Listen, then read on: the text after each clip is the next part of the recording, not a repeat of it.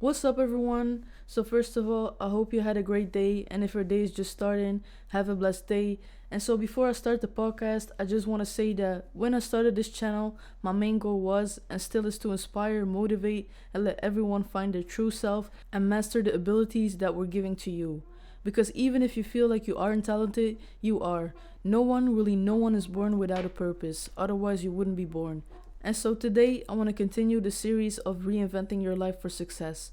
We already discussed the subjects introspection, aka reflection, healing, and so the third step to eternal success is finding your life purpose. This may sound easy, and it actually is if you act on what you truly feel, but because of all distractions and illusions that we experience, this might be not as simple as you thought it would be. So I'm here to give you guidance so you can go through this stage more easily.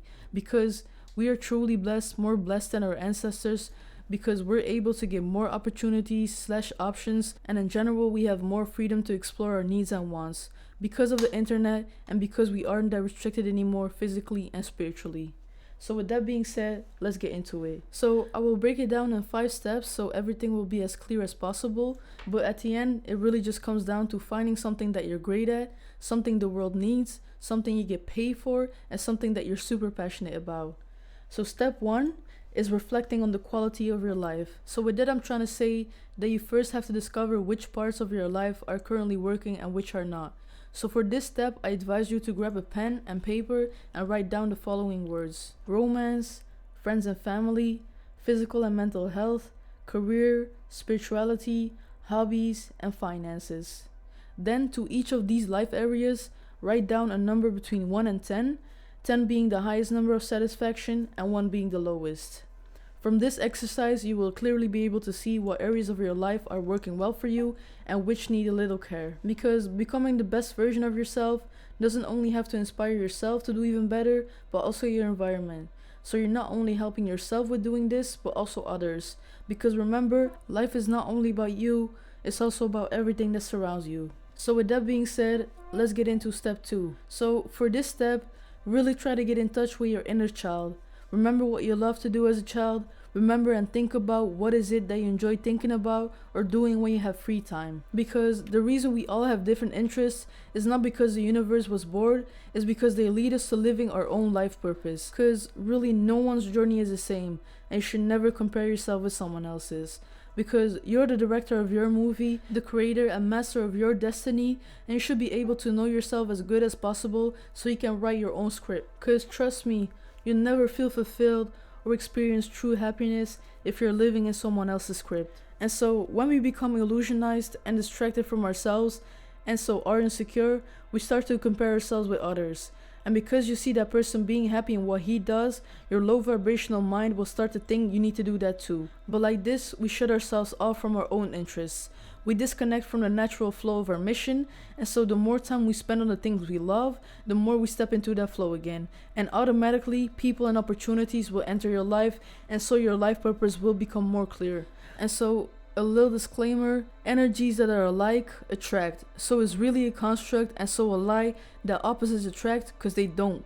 People attract people who have the same values and views, period, point blank. And so I'm not saying this just to say this, I'm saying this also because it's scientifically proven. But before you can meet the people that you need to meet, you first must be bold enough with yourself to embrace your interests fully and not shy away from them.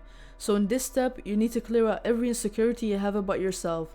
You can do this through mindfulness meditation, saying affirmations like, I'm proud to be myself, I'm proud that I have the strength to see myself as my true self, etc. And so I advise you to do this before you go to bed and when you wake up, because these moments you're the closest to your subconscious mind, and your subconscious mind will develop a true inner calling, and that will eventually express into your conscious mind. And so when that happens, you will have found your life purpose. So with that being said, let's get into step 3. Go from one thing to another. Allowing yourself to transition from one thing to another can miraculously help you to find a big mission. Like those who have found happiness from doing what they love, all share a similar life story theme. This is that they tried many different things before they found their main calling. So step 3 requires bravery and leaps of faith. Don't be scared to try and try again. Don't feel afraid to move from job to job until you find your true vocation, because bouncing back from the things that don't work builds major resilience. which develops us as people more than anything else in life. And so resilience is a product of embracing change. So that makes us come down to step 4, embracing the change. And so in this stage, you need to accept and realize that change is a natural part of life and it isn't something that you can escape. Because yes, you are in control of your life, but you aren't in control of the universe. And so when we're open to it, when we flow with it, it's a fulfilling process, but when we resist it, it can almost feel as tough, like you're swimming against the current. So taking up a new hobby, trying a new spiritual practice, or meeting new people all requires a change to occur. So try to do something in the coming weeks that you have never tried before. You may not like it, but you may love it. So come out of your comfort zone, because one or all of those experiences will show you your life purpose. So in this step, it's important to question the beliefs you have about yourself and your likes and dislikes. I can advise you to make 2 columns and write it down, as visual representation helps the brain to figure things out. And then the next step is to connect the dots, and boom, you have found your life purpose.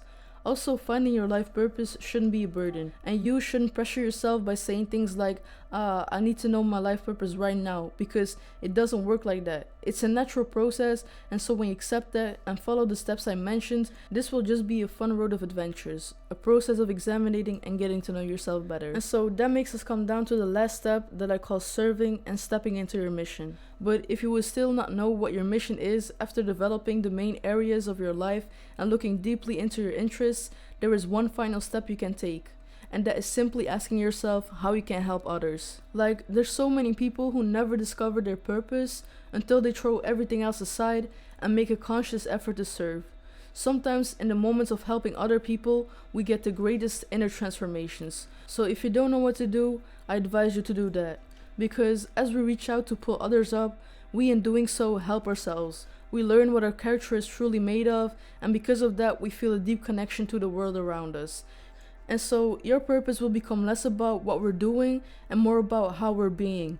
And so that creates the feeling of feeling connected and one with everything. And thousands of people on this earth have this as their life purpose. And so if this is you, don't be embarrassed about it. And if you are, work these insecurities out of your body, because it doesn't serve you. Because being a leader who focuses on helping people and spreading positivity is a full-time job, you know. For example, I do it day in, day out, and it's a fucking job, you know. And don't get me wrong, I love to do it, it's my calling.